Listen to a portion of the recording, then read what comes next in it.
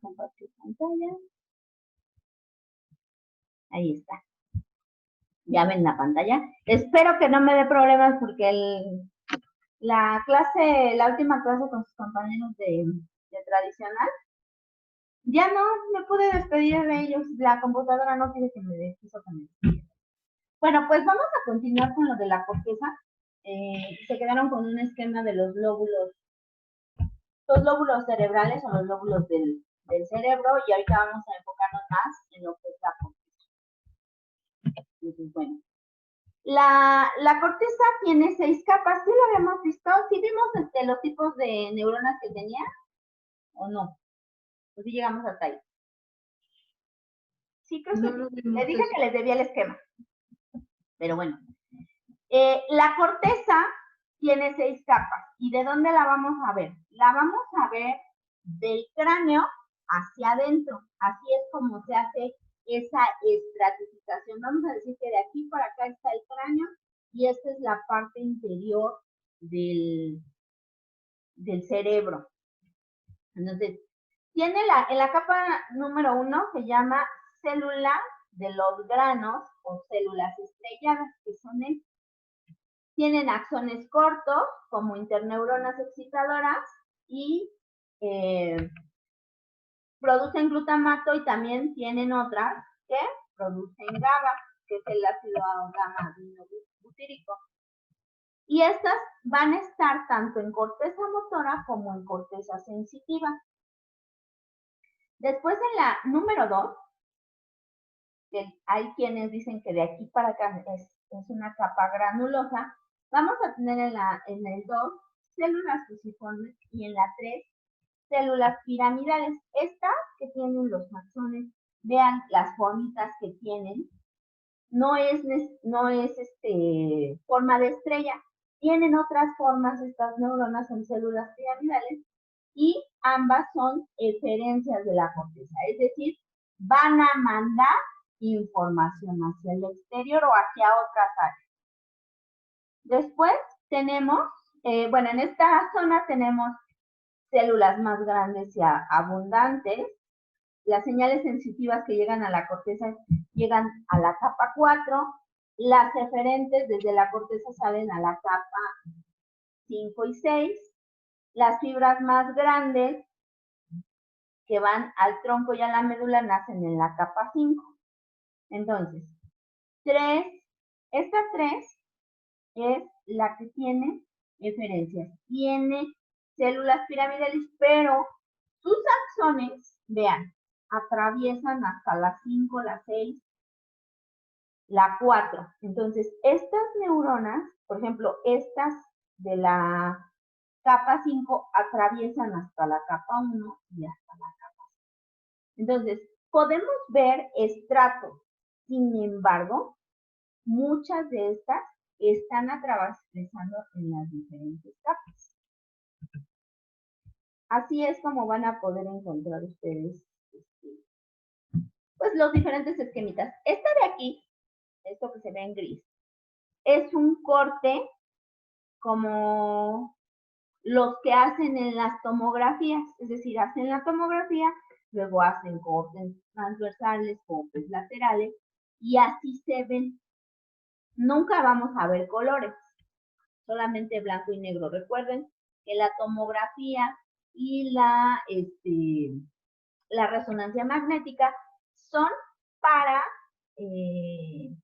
tejidos blandos. Entonces, así es como vamos a ver una resonancia o, bueno, una imagen de resonancia de la corteza. Así es como se ven. Entonces, aquí vemos capa 1, capa 2, capa 3, 4, 5, 6. Hay quienes hacen una subdivisión que dice 6A y 6B. Pero nada más lo que quiero que ustedes se queden con estas capas es que tenemos del cráneo hacia adentro, tenemos 6 capas de neuronas que tienen acomodos diferentes. Sí hay algunas neuronas que tienen la capacidad, como esta que tenemos aquí en la 5, que atraviesa hasta la capa 1 y hacia las partes más internas. ¿Qué es lo que permite este acomodo neuronal? pues que haya todas esas conexiones entre las capas más externas con las capas más internas y también que sean interneuronas, es decir, neuronas que van en medio y que no solo reciben o mandan, sino que son fuente de información. Entonces, aquí vamos a decir, por ejemplo, aquí la capa 1 tiene pocas células, fundamentalmente axones, dendritas, y es donde se realizan las sinapsis. En la capa 2 y 3, las neuronas piramidales que proyectan hacia otras regiones corticales y reciben proyección. La capa 4 son células estrelladas que reciben la mayor parte de aferencias talámicas y proyectan localmente hacia las otras láminas. Capa 5 y 6 son neuronas piramidales que proyectan hacia regiones subcorticales como el tálamo, el tronco encefálico, la médula espinal y hacia otras áreas. 5 y 6 son las más profundas, por lo tanto, están más conectadas con cerebro límbico, que es donde tenemos también el tronco cefálico, más pegado hacia donde están las raíces de la médula espinal o donde se origina la médula espinal. Vamos a decir que estas están más hacia el cráneo y estas hacia la parte interior. ¿Queda claro cómo está la estratificación de esta corteza o estas capas de la corteza? ¿O hay alguna duda?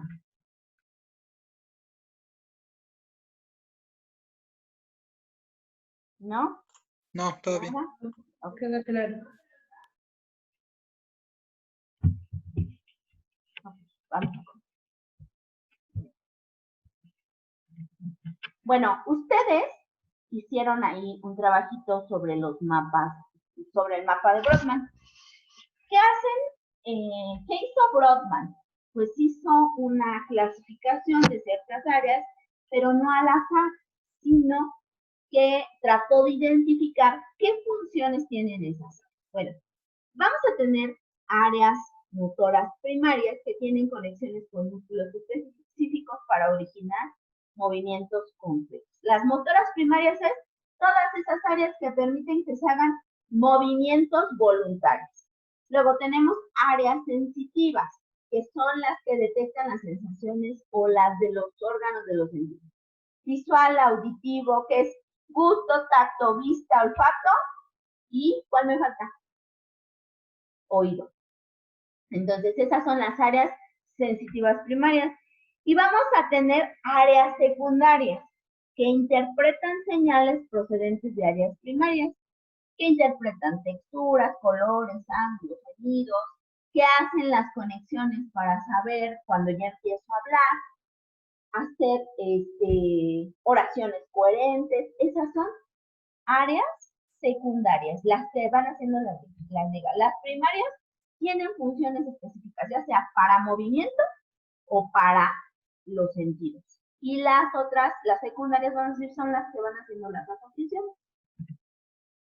Bueno, ¿qué es esto del mapa de Brodmann? Bueno, es un conjunto de divisiones imaginarias en las cuales puede dividirse la corteza cerebral y que permite la identificación de regiones concretas de esta corteza. Esta división la propuso el psiquiatra Korbinian Brodmann en 1909. No hizo las divisiones aleatorias, sino que basadas en la existencia de diferencias en lo referente a la composición, estructura y disposición de las células en distintas zonas de córtex.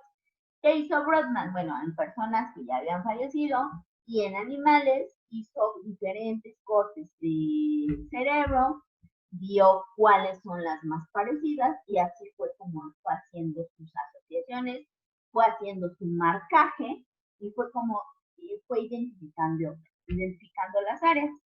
Las áreas de Brodmann forman en la actualidad una clasificación de áreas cerebrales más conocida y empleada a nivel mundial, habiendo permitido realizar un mapeo del cerebro y resultando de gran utilidad a la hora de investigar cuestiones concretas, como a la hora de dirigir y realizar diferentes intervenciones médicas. Por eso les dije, ese documento que tienen en la plataforma, impriman, les va a servir de mucho de hoy en adelante.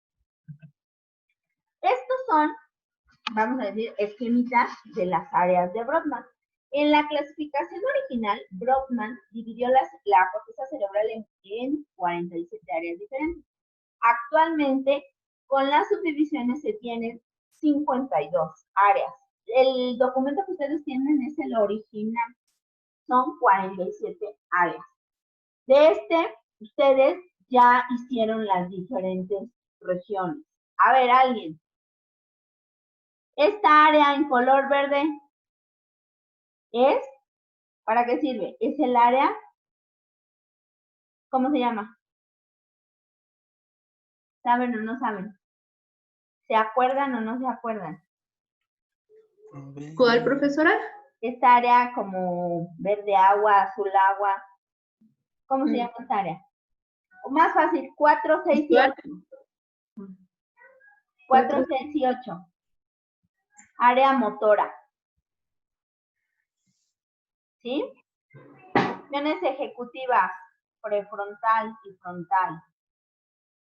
Entonces, lo único que sí les voy a pedir, que una vez que ya impriman su mapa de Brodmann, nada más identifiquen área, esta es área motora, esta es, perdón, la rosa es área motora, esta es, a la amarilla es el área de funciones ejecutivas, esta la vamos a ir viendo, pero ya no con esto.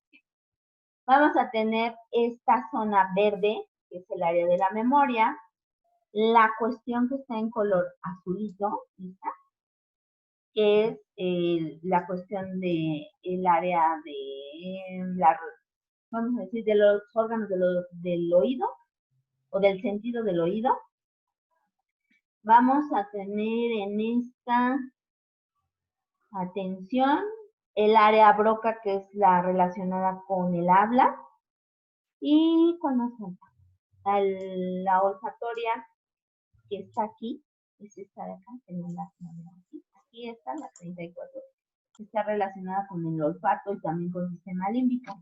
Entonces, espero que ese sí lo tengan en su cuaderno. Ya hicieron todo su trabajo, entonces me queda claro que ya lo. Bueno, ¿qué son las áreas de asociación? Reciben y analizan información sensitiva y motora simultáneamente.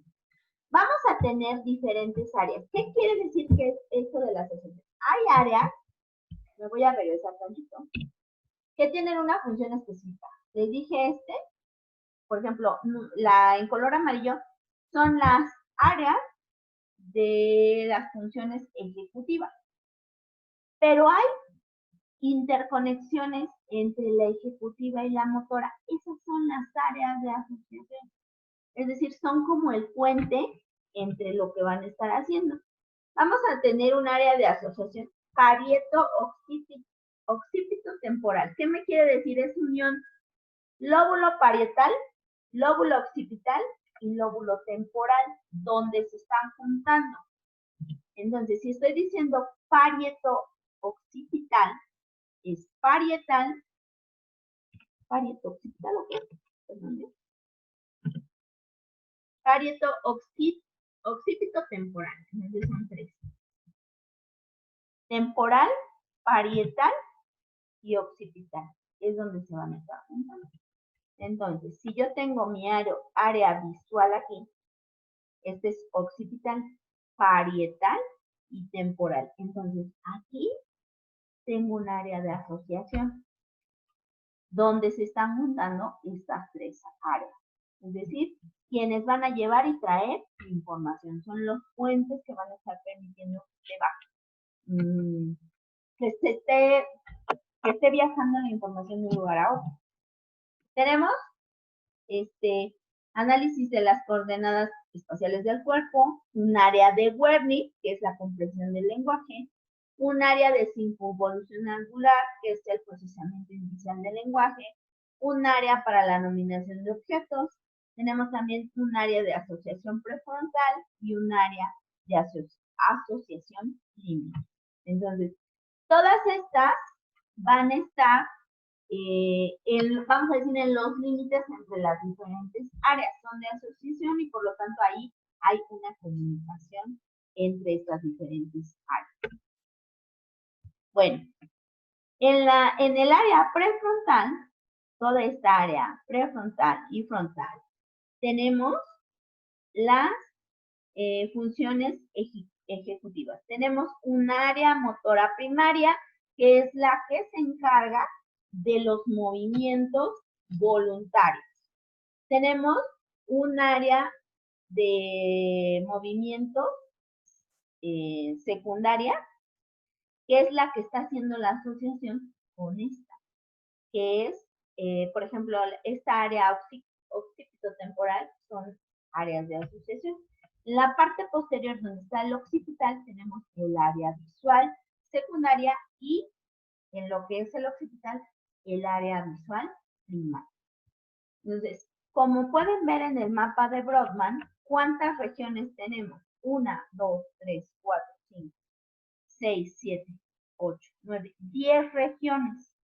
Esas 10 regiones, cada una tiene su función.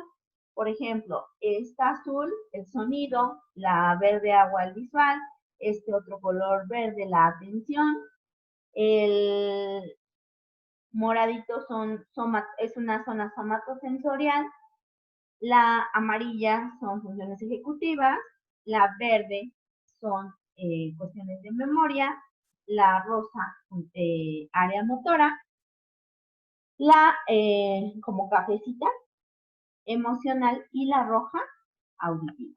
Esas son las 10 regiones que identifica Brodmann. En el examen, por ejemplo, les digo, necesito que me digas de acuerdo a Brodmann el área o la región, el área 4, 6 y 8 a que se dedican a función motor. Es muy importante que tengan esto siempre presente. No necesariamente de memoria, pero que sí traten de ir asociando qué es con qué e identifiquen las diferentes regiones. Si estamos hablando que son regiones de la zona del occipital, bueno, pues es cuestión de la vista. Si estoy en esta área del lóbulo temporal, es el oído. Así tienen que ir asociando y identificando sus mapitas. En el examen viene un mapa, pero vienen los números y vienen los colores. Entonces ya nada más es cuestión que ustedes vayan identificando de qué se trata cada. Entonces aquí tenemos en color morado las áreas de asociación. Tenemos 3 áreas de asociación, que es el área de asociación temporal, el área de asociación frontal y el área occipito temporal. Esas son 3 áreas de asociación. Bueno, el área de análisis de las coordenadas del cuerpo recibe información visual, está en la corteza occipital posterior y sensitiva en la corteza parietal anterior. Nos permite calcular las coordenadas visuales, auditivas y corporales. Cuando ustedes se tienen que ubicar espacialmente, si no tienen bien esas coordenadas visuales, auditivas o corporales, nos va a costar mucho trabajo el orientarnos geográficamente. Se los comentaba la clase pasada, las mujeres nos cuesta un poquito más, por evolución, nos cuesta un poquito más hacer esto. La mayoría de los hombres tiene más desarrollada esta área, el área de las coordenadas espaciales. ¿Por qué? Porque por evolución, al inicio de la humanidad, los cazadores eran netamente los hombres, los que tenían que viajar, los que tenían que trasladarse a otros lugares para conseguir comida, eran los hombres. Por lo tanto, tienen más desarrollada esta área. No quiere decir que las mujeres no. Sí, tenemos esa área, pero no está tan desarrollada como la de los hombres. Ahora, área de Wernicke. Está detrás de la corteza auditiva primaria y posterior a la circunvolución superior temporal. El área de Wernicke está relacionada con el procesamiento para el lenguaje, el proceso que se da para poder hablar, no necesariamente con la emisión de sonidos, sino con el proceso de elaboración del lenguaje. Tenemos área de circunvolución angular, que está detrás del área de la comprensión del lenguaje, que es la región anterolateral del lóbulo occipital. suministra o lleva las palabras del área visual al área de Wernicke. Extrae el sentido o el significado de las palabras leídas y en su ausencia aún no comprendemos por el oído, pero no por la lectura. Es decir, están ligados oído con el occipital, con la vista, sobre todo en el proceso de lectura. Es decir, tenemos que identificar las letras, hacer esta cuestión de la comprensión del lenguaje que se hace en el área Wernicke para que podamos hablar. Quien se encarga del habla es área Broca. Área Broca es la que emite los sonidos, pero tiene que haber esta participación entre área Wernicke, entre el área de circunvolución angular y área Broca. Luego, área para la nominación de los objetos dentro del lóbulo occipital, anterior en sus partes más laterales, fundamentalmente para el área de Wernicke y para la comprensión. Entonces, es un proceso complicado. El hecho de que podamos hablar, el que podamos hablar de manera coherente, es un proceso en el que van implicadas muchísimas áreas muchas áreas de nuestro cerebro. Ya dijimos, área Wernicke, área Broca, circunvolución angular y área para nominación de objetos. Dani, usted me comentaba que su esposo tuvo un accidente y no decía las palabras de manera correcta o no identificaba qué eran las cosas. Algo me había comentado. ¿Me puede recordar? Sí, yo, profesora. Ajá, las cambiaba. O sea, sí sabía qué eran, pero no las podía decir. Ajá, o sea, sabía que estaba como en el hospital y sabía que era como, pues, un médico, como una figura, digamos, de autoridad o algo así. Pero, pues, le decía maestro, no le decía doctor. Ajá. Entonces, sí, o sea, cambiaba como las ¿Dónde tuvo el golpe? Ay, creo que fue del lado izquierdo. ¿Del hueso temporal por el oído o más arriba? Ajá, y un poquito más atrás del oído. Ok. Estamos hablando que es más pegado hacia el área occipital. Entonces, Ajá. estábamos entre el oído y hacia acá atrás. Aquí está área Wernicke. Aquí está este circulito azul, ¿ya lo verán? En esta parte tenemos área Wernicke, que es el sector cognitivo lingüístico. Su esposo sabía qué era, pero no sabía el nombre o se lo estaba cambiando por otro. Entonces, toda esta complejo que se da para el habla, pues se da en esta región. Si llegamos a tener una lesión en esta área, puede haber muchos. O no puedes hablar, o puedes hablar, pero lo que hablas lo hablas de manera incoherente. O sabes qué son las cosas, pero no las asocias de manera correcta. Entonces, hay todas estas regiones, así como les comenté en la clase pasada, que los tumores causan daños graves, también las lesiones, traumas, pueden causar graves daños en eso, porque no es una sola área la que se lastima. Es decir, si estamos en esta área del hueso temporal y occipital, es decir, del oído o de su oreja hacia atrás, pues de la oreja hacia atrás tenemos todas estas estructuras, que es corteza visual, tenemos área de Wernicke, que es la del lenguaje, pero además tenemos un área de asociación somatosensorial. A lo mejor le tocan el brazo y no siente, o a lo mejor le tocan otra región o le dices mueve el pie y no la mueve. No tiene dañados nervios, pero ¿qué es lo que está pasando?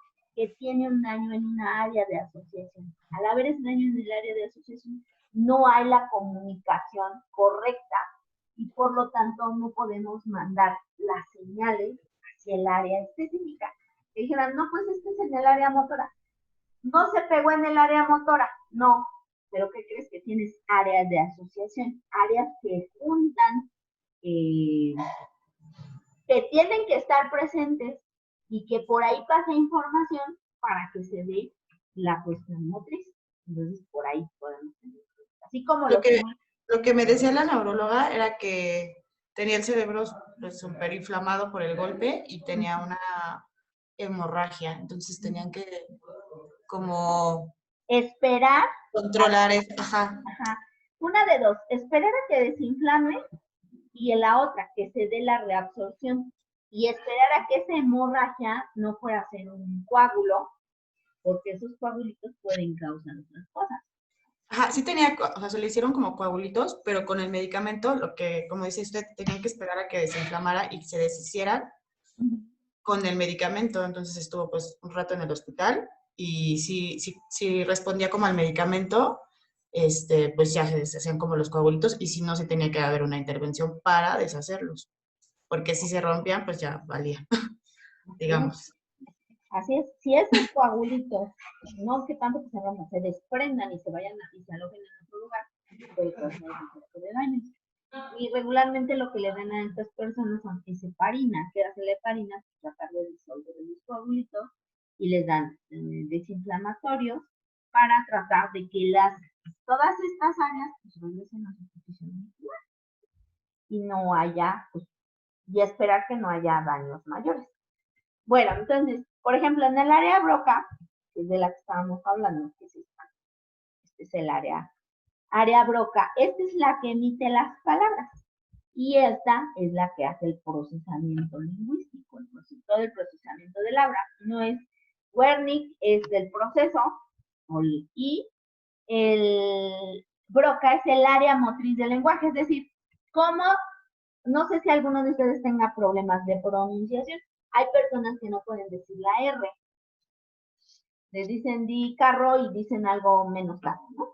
Entonces, esto está relacionado con área Broca, es decir, qué músculos de la boca, de la lengua, se deben de mover para que puedas emitir los sonidos. Está situado en el área prefrontal posterior y parte de la corteza premotora. Inicia el proceso motor del habla y está vinculado con Wernicke, sobre todo en el aprendizaje. Una cosa es ser capaz de hablar y otra cosa es capaz de procesar las ideas. Son cosas diferentes y vean, están un poquito alejadas. Sin embargo, hay esta zona de aquí, está aquí en medio, que las está uniendo y que permite que haya conexión. Porque también a veces cuando hay lesiones, piensan una cosa, pero a la hora de hablar sale otra. Entonces ahí es cuando empiezan a decir, a ver, vamos a ver por dónde anda la lesión, porque me estás hablando, me quieres decir una cosa, pero me estás hablando algo totalmente diferente. Bueno, entonces aquí está. Así es como están la clasificación de las series. Ya nada más le va a faltar que ustedes vayan metiendo las diferentes áreas de Brodmann. Pueden superponerlo. Por ejemplo, a mí se me ocurriría imprimir esta en un papel albanene o hacerlo en un acetato y luego hago mi mapita de Brodmann y ya veo, esta es área motora, esta es área somatosensitiva, las coordenadas espaciales, el área motora primaria, el área visual, que es el occipital, área de Wernicke y área Broca. Entonces, y todo lo que es hacia el interior tenemos el área de asociación límbica. Entonces, lóbulo frontal, tenemos área de ejecución, dice planificación de movimientos complejos y elaboración de pensamientos. A esta área, depende del autor que ustedes consulten, esta se llama de funciones ejecutivas. Tenemos en el lóbulo parietal y hacia adentro el área motora, es decir, todos los movimientos voluntarios. Luego tenemos un área, después de la motora, que se llama somatosensitiva. ¿Qué quiere decir? Los órganos de los sentidos, a excepción del oído y la visión. Este es tacto, gusto y por aquí anda el olfato, por aquí.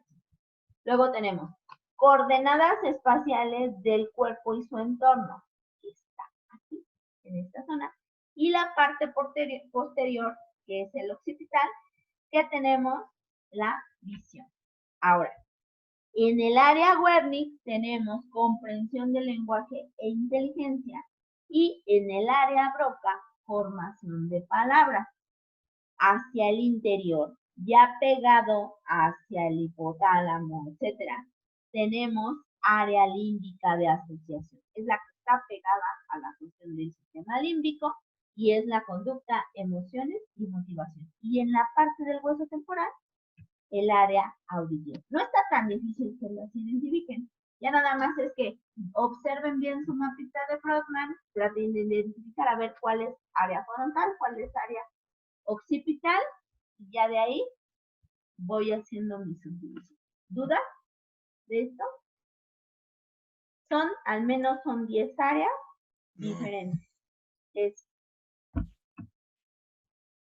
funciones ejecutivas, motoras, sentidos, coordenadas y espacio, visión, Wernicke, que es comprensión del lenguaje, área Broca, el emitir sonidos, auditiva y emociones. ¿Está bien o me regreso? Está bien, todo bien. Vale. Ok. Bueno, esta es una vista superior, bueno, más bien, desde abajo, no de arriba del cráneo hacia abajo, sino por la parte donde se une a la médula.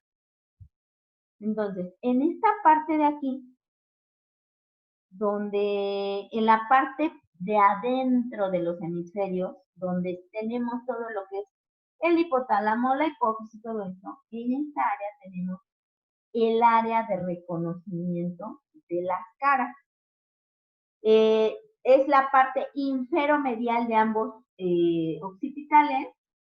Bueno, sí saben que el occipital son dos, entonces también está unido por una parte, o sea, decimos el occipital, donde está el cerebelo, pero también tiene dos partes, también tiene una unión aquí en el sistema. Y caras medio ventrales de los temporales, que es el sistema límbico. Entonces, toda esta zona, todo esto, es el área donde reconocemos las caras. Hay una... Hicieron enfermedades de la corteza, los tipos de amnesia, o no. O es esta tarea que viene, ¿verdad? Si no mal recuerdo. ¿Tipos de qué? Las amnesias. Ah, no. No. Porque tenemos agnosias, es decir, hay agnosias cuando no conocemos las palabras. Sé qué es, pero no sé cómo se llama. Sé quién eres, pero no ubico tu cara. No sé si llegaron a ver alguna vez en un episodio de Mentes Criminales que el asesino no identificaba las voces, pero cuando los veía decía, no, está suplantando a mi papá, a mi mamá, y los mataba. Hasta que le taparon los ojos y le dijeron, es tu esposa, o sea, por ejemplo, así hay un ejemplo, ¿no? Es tu esposa, identificaba la voz y sabía que era su esposa, pero a la hora que le quitaban el antifaz de los ojos, o sea, decía, no es mi esposa. Y aunque la estuviera escuchando, que era la misma voz, por lo que veía, decía que no era su esposa. Esa área la tenemos en esta parte, hacia adentro, donde tenemos el hipotálamo. Toda la cuestión del sistema límbico en esta zona es donde tenemos el área de la identificación o reconocimiento de las caras. Esa se llama prosopagnosia, que no identifico, te escucho y sé quién eres, pero no conozco tu cara. Se llama prosopagnosia. Es un tipo de amnesia, vamos a llamarla. Bueno. La interpretación global, área de Wernicke. Dijimos que es la cuestión del procesamiento del lenguaje, de la comprensión del lenguaje, de cómo vamos a procesar las ideas. Y una lesión, si hay una lesión en esta área, vamos a decir que lee, escucha, percibe, sin entender la idea o la esencia. Niveles elevados de comprensión e inteligencia está más desarrollada en el hemisferio dominante y la activación produce patrones de memoria complejos, situaciones con sonidos e imágenes. Entonces, Wernicke nos permite, Wernicke está en esta zona, nos permite hacer toda la comprensión del lenguaje y lo tenemos más desarrollado en el hemisferio que es dominante. Si somos diestros, está más desarrollada esta área en el hemisferio izquierdo. Y también tenemos una circunvolución angular que nos permite la interpretación visual, localizada en la porción más inferior del parietal posterior entre Wernicke y corteza visual. Y esto, cuando tenemos una lesión en esta área, vamos a tener dificultades, vamos a leer palabras, sabemos lo que son, pero no su significado. Y esto se llama dislexia o ceguera para palabras. O sea, la puedo leer, pero no comprendo qué es lo que dice. Esa puede ser por la lesión en cualquiera de estas áreas, en Wernicke o en la circunvolución angular, es decir, en esta parte de aquí, esta rosita de aquí, este es Wernicke y esta rosita es la circunvolución. Si tenemos una lesión aquí, vamos a pasar lo que le estaba pasando muy probablemente a su esposo de Dani, que la lesión estaba aquí y por lo tanto pues, no salían las palabras como tenían que salir. La mayoría de los seres humanos somos, el 95% nos domina el lado izquierdo. Las áreas de interpretación son más desarrolladas en el hemisferio dominante, como Wernicke, circunvolución angular, áreas de lenguaje y control motor, como Broca. Entonces, si nos está dominando el hemisferio izquierdo, todas estas zonas están más desarrolladas. 50% es mayor en el izquierdo, 90% el área motora es mayor en el hemisferio izquierdo. Reciben la información de ambos hemisferios y controlan ambos respuestas motoras, y esto lo hace por la unión con el cuerpo cáncer. Entonces, el hemisferio dominante, el 95% en el ser humano somos diestros y por lo tanto nos domina el izquierdo. Entonces, sí, ya se han hecho estudios en personas que ya fallecieron que tenían más desarrolladas estas áreas. El área motora es mayor en el hemisferio izquierdo que en el derecho, el 50% mayor en el izquierdo también el área Broca y el área Wernicke. Ahora, el hemisferio no dominante, ¿de qué se va a encargar? De la música, de los patrones visuales no verbales, de la relación con el medio, el lenguaje corporal, la entonación vocal de las personas, y dominante para otros tipos de inteligencia no basadas en el lenguaje.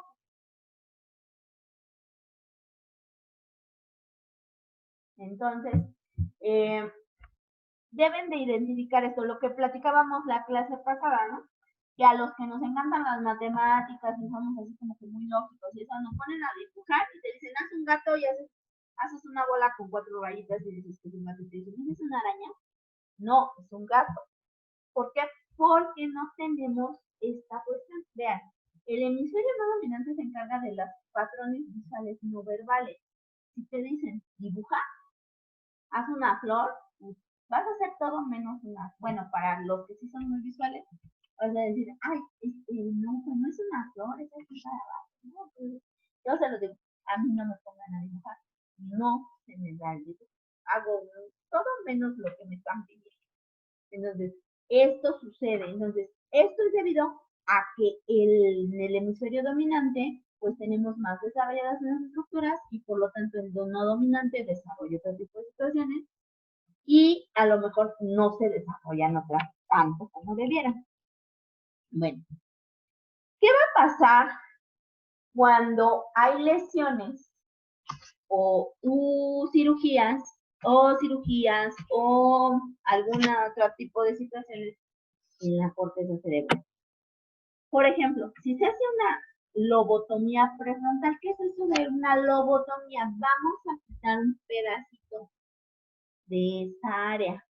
Le vamos a cortar un cachito a la corteza cerebral. Bueno, si se hace una lobotomía prefrontal, no resuelven problemas complejos, no realizan tareas sucesivas para una meta, no realizan varias actividades simultáneas, disminuye su agresividad, incluso las ambiciones, respuestas sociales inadecuadas si tiene interés sexual, escasos cambios de temperamento, conservan funciones motoras, pero sin sentido. Es decir, no, el intelecto superior también, vamos a decir que hay una pérdida de intelecto.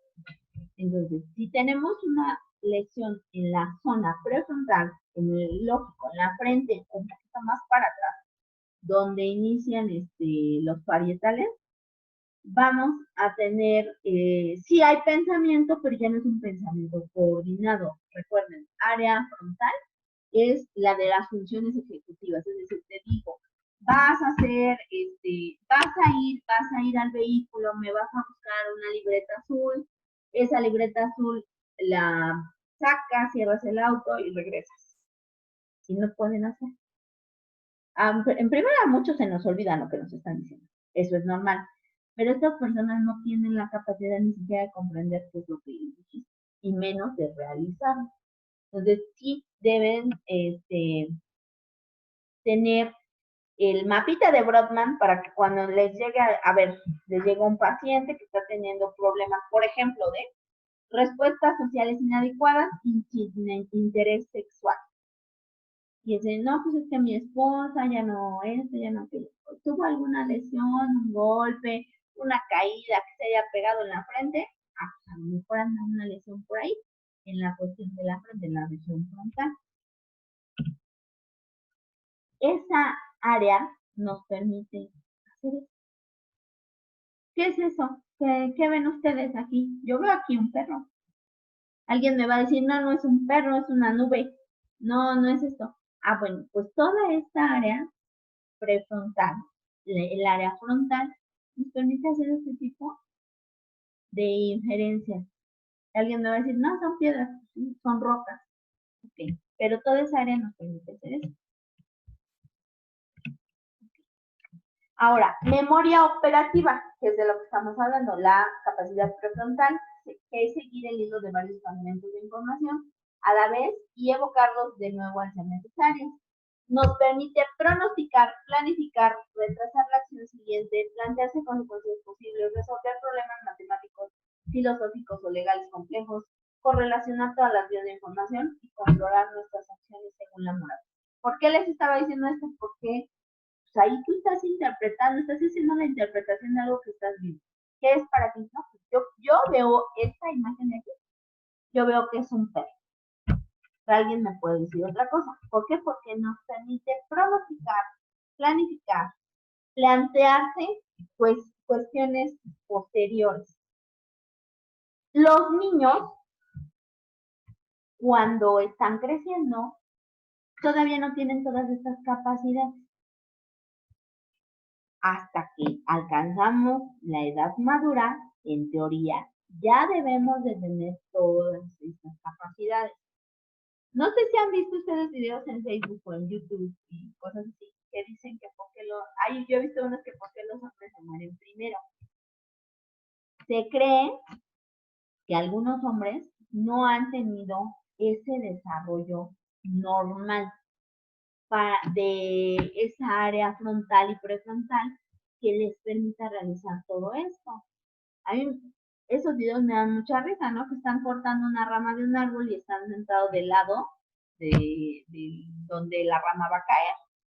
O que se están subiendo una escalera y la están recargando en una silla, ¿no? Por ejemplo, cosas así que dices, o sea, son cosas ilógicas, pero la gente las está realizando. Entonces, se cree que es porque no hubo un crecimiento, un desarrollo normal de esta zona. Y ahorita vamos a ver por qué es tan importante la lateralización hemisférica, el proceso de lateralización.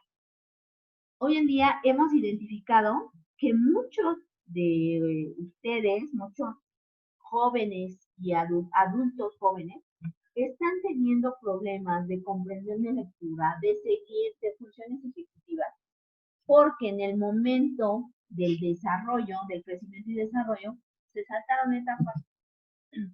Entonces, al irse saltando esas etapas, no se permite el crecimiento normal, el desarrollo normal de la corteza cerebral y por lo tanto vamos a tener problemitas después para el procesamiento de la información, para la atención, para la lectura y comprensión, ese tipo de cosas. Entonces, es muy importante esta cuestión del desarrollo.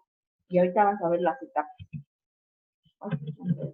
Bueno, entonces aquí tenemos, dice, la función del cerebro en el lenguaje es la recepción y emisión del lenguaje. Entonces, en esta área se recibe y en área Broca se produce. Entonces, tiene que entrar la conexión con la corteza motora. ¿Por qué? Porque es la que permite que se esté moviendo la boca, los músculos de la cara, la lengua, para que se pueda pronunciar la palabra. Es decir, voy a leer algo. Bueno, entra primero mi área visual. Del área visual se manda la información a la circunvolución, de la circunvolución a Wernicke, y Wernicke manda la información a Broca.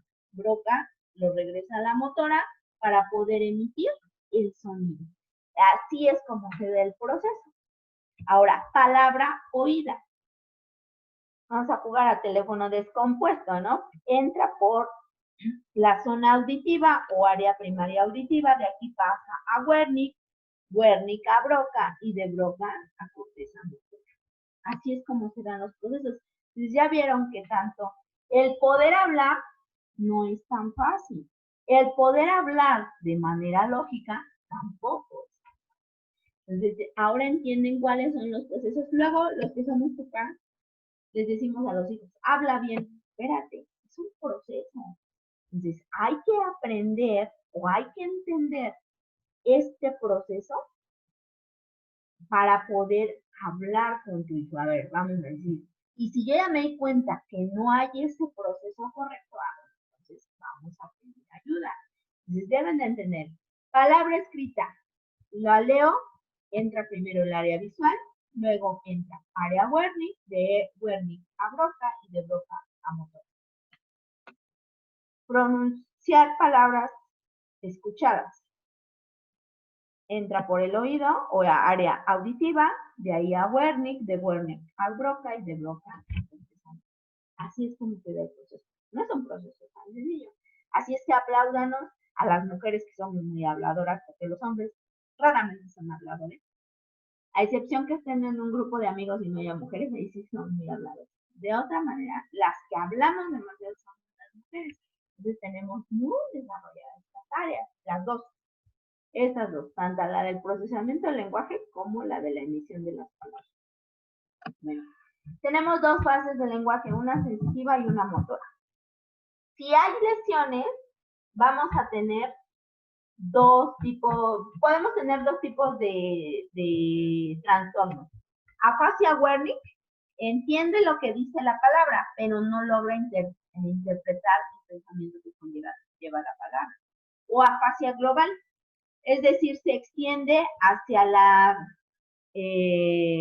corteza angular o la circunvolución angular, más el inferior temporal, más el superior demencia. En total, no nos deja comunicarnos, entonces no podemos hablar, y si te dicen escríbeme aquí, tampoco puedes escribir. Esa se llama afasia global. La lesión va a todos los niveles. Ahora, en la fase motora también tenemos dos etapas. La formación de ideas en la mente, con las áreas de asociación de Wernicke, y el control motor de la vocalización, que se da afasia de Broca. Entonces puede ser afasia de Broca, que sí sé qué es lo que te quiero decir, pero no lo puedo expresar, entonces te lo escribo, no lo puedo hablar. Esa se llama afasia de Broca. Entonces, afasia de Wernicke, entiendo, pero no lo interpreto. O sea, sé que me estás diciendo, pero no lo puedo interpretar. Afasia global, ni entiendo, ni puedo escribir. Entonces, sí está más complicado. ¿Dudas en estas dos? Afasia, bueno, en estas tres, afasia Wernicke, afasia global y afasia de Broca. De Broca es nada más no puedo emitir el sonido. Si yo te pido que me escribas, pues me escribes y es coherente. Cuando es afasia global, ni hablas, ni escribes, ni entiendes. Bueno, en la comunicación hay un aspecto sensitivo, que es la recepción del lenguaje por los oídos o los ojos, y un aspecto motor, que es la emisión del lenguaje, es decir, a través del proceso, y la vocalización y su control. Entonces, no es tanto nada más el proceso, sino también es desde la recepción, el proceso y la vocalización. Eso es lo que se necesita para la comunicación y así es como se da todo el proceso, tanto en palabras escritas como en palabras habladas. Bueno, pensamientos, conciencia y memoria. ¿En qué áreas se da, en qué áreas de la corteza? Bueno, el pensamiento es el resultado de un patrón de estimulación de la corteza cerebral y el tálamo y el sistema límbico y la formación reticular. Esta se llama teoría holística del pensamiento. Al extirpar la corteza, podemos aún pensar, pero reduce la profundidad del pensamiento. Conciencia es el flujo continuo de conocimiento sobre el medio o sobre nuestros pensamientos sucesivos. Entonces, el pensamiento y la conciencia no son lo mismo. El pensamiento es un patrón de estimulación y la conciencia es el flujo continuo, es decir, porque dicen, ¿qué no eres consciente de lo que estás haciendo? Es decir, ya lo repasaste varias veces y ya sabes las consecuencias, por ejemplo, de lo que puede suceder. Entonces, ahí ya hiciste conciencia de cierta situación. Esa es la diferencia entre un pensamiento y hacerlo consciente. Tú lo puedes pensar, pero en el momento que ya lo repetiste, ya viste todas los pros, los contras, entonces ya hiciste conciencia de eso. ¿También queda claro o no? O tienen algún comentario entre pensamiento y conciencia. No, sí queda claro. Ya están muy lejos, los escucho muy lejos. Bueno, la memoria. Papel de la facilitación e inhibición sináptica. La memoria o recuerdo deriva de las variaciones de la transmisión sináptica entre neuronas como resultado de la actividad neuronal previa. Las vías nuevas o facilitadas se denominan huellas de la memoria. Vamos a tener memoria positiva y negativa, sensibilización o habituación de la transmisión sináptica y facilitación.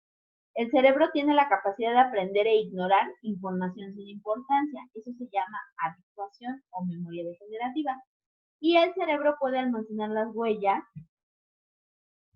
de memoria a través de la facilitación o sensibilización de la memoria.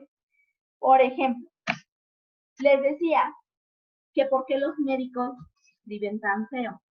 Bueno, el cerebro tiene la capacidad de aprender e ignorar información sin importancia. A mí ya no me importa si escribo bonito o feo, entonces el cerebro pues, lo va dejando de lado. Si tienes bonita letra, no, con que entiendas lo que dices más que suficiente. Pero ¿qué pasa, por ejemplo, con la cuestión de la memoria? Que está relacionada con la condición de los sentidos. Lo que les decía, cuando huelen un aroma que les recuerda a cierta persona, a cierta situación, a cierto lugar, entonces el cerebro permite esa facilitación y sensibilización de la memoria. Y regularmente lo que hace nuestro cerebro es que guarda lo positivo. Generalmente lo negativo lo hace a un lado, lo manda a otra parte, porque no me sirve. Si no me sirve, pues lo mando para otra parte. Pero si es algo que me sirve, entonces voy a permitir la facilitación y la sensibilización. Eso es lo que nos hace muchas veces diferente a otros organismos vivos, que nuestro cerebro tiene esas capacidades. A ver, lo que no me sirve, desechamos. A lo mejor, si alguna vez te lo topas y en ese momento lo requiero, bueno, va a haber esa facilitación, es decir, vete a buscar el archivo muerto y regrésamelo y a ver si me sirve. Eso es la capacidad que tiene nuestro cerebro. El cerebro del ser humano tiene esa capacidad. Ahora,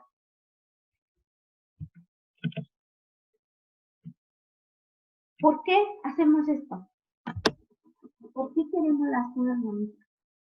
Vean, este caracol es real, no trae caparazón, porque supongo que anda buscando uno. Pero esta es la estructura de un caracol. ¿Y por qué lo dibujamos así? ¿Por qué nos gusta verlo así? ¿Alguien sabe? ¿Por qué qué? ¿Por qué? ¿Por qué no dibujar? Si queremos hacer un dibujo, ¿por qué no dibujarlo así? ¿Por qué lo hacemos bonito? Porque la mayoría de las cosas que hagan, generalmente las personas, eso es lo que queremos hacer, ¿no? ¿Por qué no lo real? ¿Por qué usar más la imaginación? Y esto la mayoría de la gente lo hace. Por ejemplo, los pintores dicen que no pintan la cara, sino lo que pintan es el alma. En ese caso tomas una foto, ¿no? Y ya. Pero los pintores, ¿por qué la idea de buscar un pintor y no tomarte una foto? ¿Cuál es la diferencia? O sea, ¿ustedes qué harían? A ver si te digo, yo no quiero, si te pongo, ¿cuál es la diferencia entre una foto y un retrato hecho por un retratista? ¿Cuál sería la diferencia?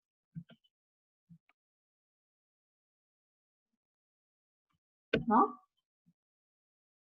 Pues depende cómo te vea el retratista, ¿no? ¿Cómo lo expresen, no? Cada persona tiene su forma de ver las cosas. Yo aquí, si me dicen aquí, ¿qué es esto? ¿Qué es? Bueno, pues la persona que lo hizo, pues es una persona que quiero pensar que su hemisferio dominante es el derecho, el de la imaginación, porque si yo ya vi que los caracoles son así, y lo paso a esto, bueno, quiere decir que esta persona lo está dominando su hemisferio derecho y quiere que las cosas se vean mejoradas. No es la realidad.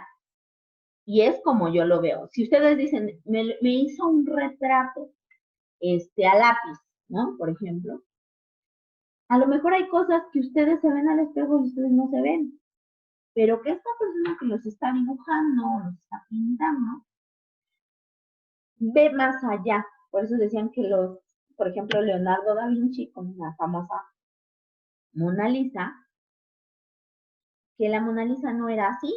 O sea, quienes la llegaron a conocer decían que ella no era la Mona Lisa, pero Leonardo da Vinci lo que hizo fue expresar o pintar lo que él veía. Cada persona ve cosas diferentes. Y luego queremos que la gente opine o que piense o que vea las cosas desde nuestro punto de vista.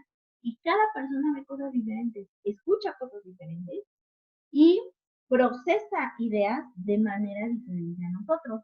No siempre tenemos que tener la razón. Cada persona es un mundo, cada cabeza es un mundo. Bueno, en cuanto a la memoria, se han hecho 3 categorías de memoria: memoria a corto plazo, mediano plazo y a largo plazo. La corto plazo son segundos o máximo 10-15 minutos. La memoria a mediano plazo son días o semanas, pero se desvanece. Y la a largo plazo es la que, una vez que se almacena, puede recordarse durante toda la vida. La memoria operativa prefrontal es a corto plazo y desaparece al resolver el problema.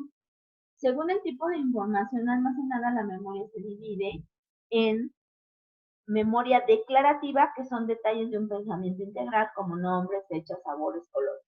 Y la memoria procedimental, que son actividades y habilidades que son detalles del proceso.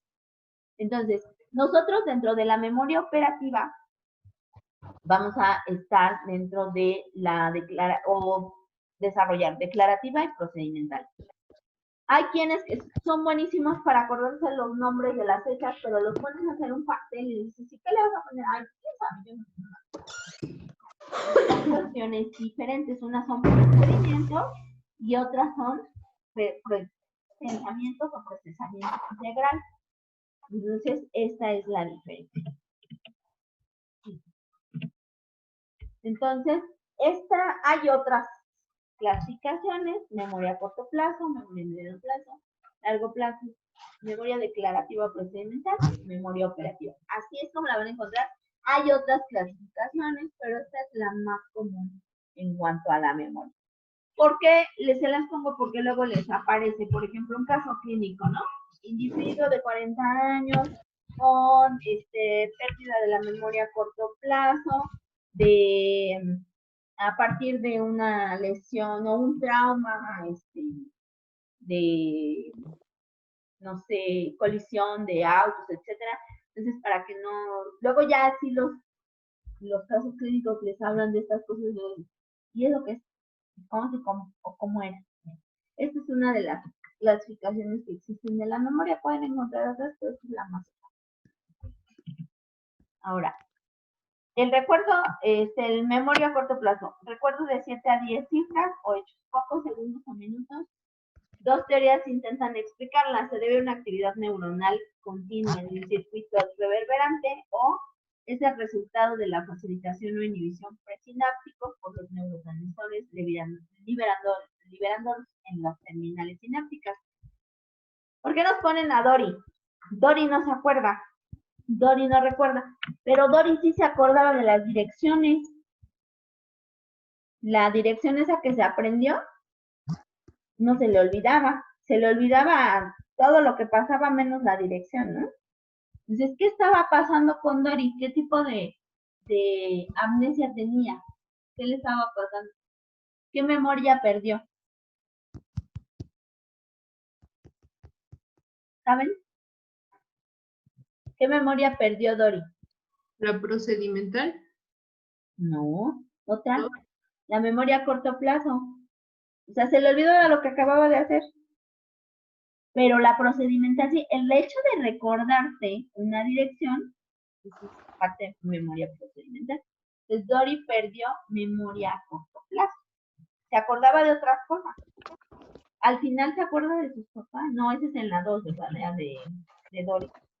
Es donde se acuerda de sus papás. Bueno. Si desaparecen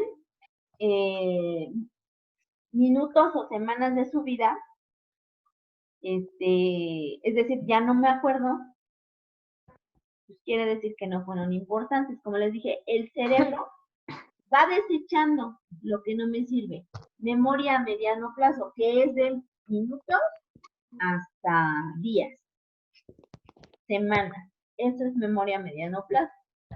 ¿Qué va a pasar para que sea una memoria de largo plazo? Tiene que habernos dejado una huella. Esta memoria de mediano plazo es el resultado de alteraciones químicas o físicas temporales en la membrana presináptica o en la postsináptica.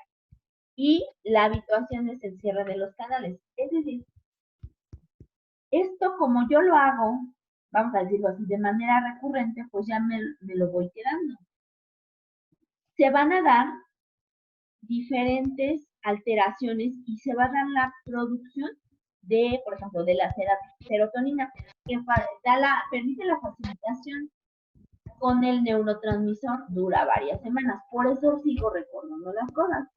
Pero en el momento que lo dejo de hacer, se me olvida. Por ejemplo, las personas que realizan, no sé, trabajan en una fábrica empacando ciertas cosas, como lo estás realizando, lo recuerdas, pero en el momento que cambias de actividad, ya antes, no sé, seleccionabas jitomates y ya dejaste de hacerlo, te cambiaste de trabajo y ahora estás en una maquiladora de zapatos, pues ya no te interesa tener esa información porque tú ya estás trabajando en una maquiladora. Entonces, esa información pues la desechas y ya no, ¿para qué la tienes ocupando un espacio que lo puedes ocupar? Y ¿cómo se da esta facilitación? Se da la estimulación de los receptores de serotonina, se activa la adeniciclasa y en el interior de la terminal se induce la información, activa la sinasa y se fosforila una proteína que bloquea los canales de potasio en la terminal sensitiva. Entonces, aquí, ¿qué es lo que está pasando? Pues son sinapsis entre las neuronas. Si no se da esta estimulación con serotonina, pues ustedes no se van a acordar de las cosas. Entonces tienen que estar dándose la sinapsis de manera continua. Pero ¿qué sucede cuando cambian de actividad? Por ejemplo, el que les está hablando, ya no se vuelve a dar esta sinapsis. Por lo tanto, esa información se pierde. Y ya no me interesa porque ya no me sirve. Ese es luego dicen, es que no te acuerdas de lo que hiciste en secundaria. Pues no, porque a lo mejor era una información que no te servía y la desechas. O lo que hiciste, que te digan, ¿qué comiste la semana pasada? Ay, pues, ¿qué me importa, no? Como, no es importante para mi vida. Bueno, la memoria a largo plazo se cree que es el resultado de cambios estructurales en la sinapsis, físicos, no químicos, que mejoran e imprimen la conducta de la señal.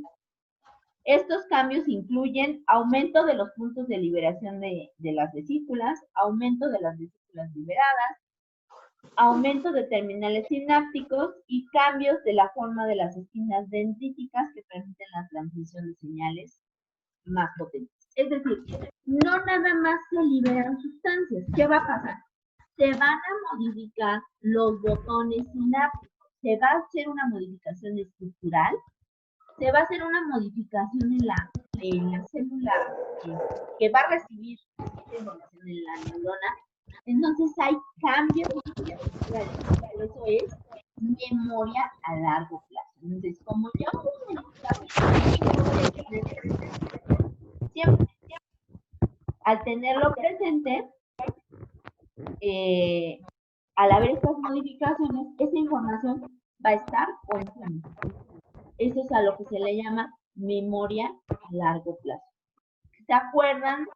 Fue algo, y generalmente fue algo que los dejó muy marcados y por lo tanto esta modificación. Ya apague tu audio, por favor, tu micrófono. Entonces, te da esta va a depender del número de neuronas y las conexiones que se hagan. Y van a variar durante el aprendizaje. Ejemplo, lo que ahorita en cuestiones de educación se tiene que dar para que ustedes conserven esa información, la tienen que estar repasando, para que se vayan haciendo las modificaciones. No es nada más que en ese momento se liberen ciertas sustancias, sino que estructuralmente tiene que haber modificaciones de sus neuronas para que se mantenga una memoria a la largo. Esa es la diferencia. Esto se ha hecho estudios y se siguen haciendo estudios sobre esto, sobre la modificación en las neuronas, qué es lo que pasa, por qué si recordamos unas cosas, por qué si recordamos otras cosas. Son cuestiones, hay psicólogos que dicen, no, es una cuestión más emocional, que química, que estructural, pero finalmente es una combinación de todo. Cuando una persona sufre un trauma, algo que lo marca negativamente, pues lo bloquea.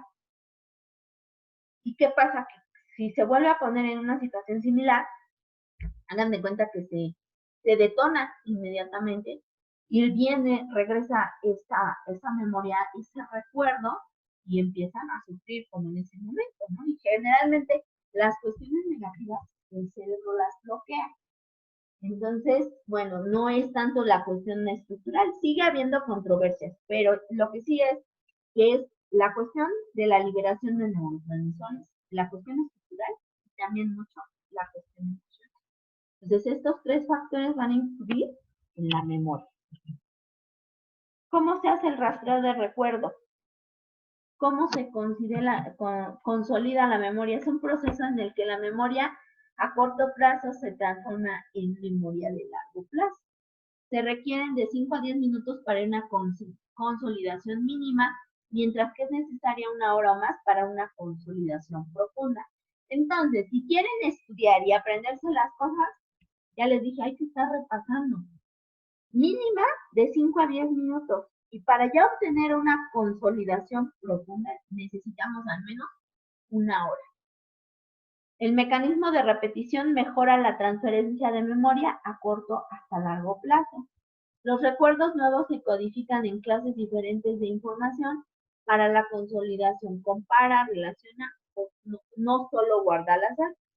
El hipocampo hace el almacenamiento de recuerdos, que es el hipocampo, acuérdense que es la porción más medial del temporal, y si hay lesiones en este nivel, puede haber amnesia anterógrada, y no es importante para el aprendizaje, reflejo o manual.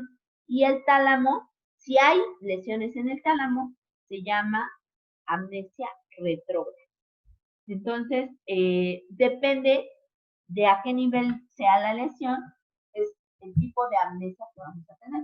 Las que estamos viendo son también, las otras dos que vimos o tres son amnesias, pero depende del lugar donde sea la lesión, va a ser el tipo. Y estas dos tipos de amnesias es en cuanto a la memoria. Puede ser retrógrada o anterógrada. Y aquí, de acuerdo a la recomendación, para que ustedes pasen información de memoria a corto plazo hasta largo plazo, es repetición. Repetición, al menos 1 hora. Ahí está, bueno, hasta aquí, chicos, ¿tienen alguna duda para que tomen aire tantito y ya terminamos? Ahorita rapidísimamente terminamos. Váyanse a descansar 10 minutos, vayan a tomar agua, al baño, a lo que tengan que hacer. Y regresamos en 10 minutos, ¿vale? Ok. Vale, chicos.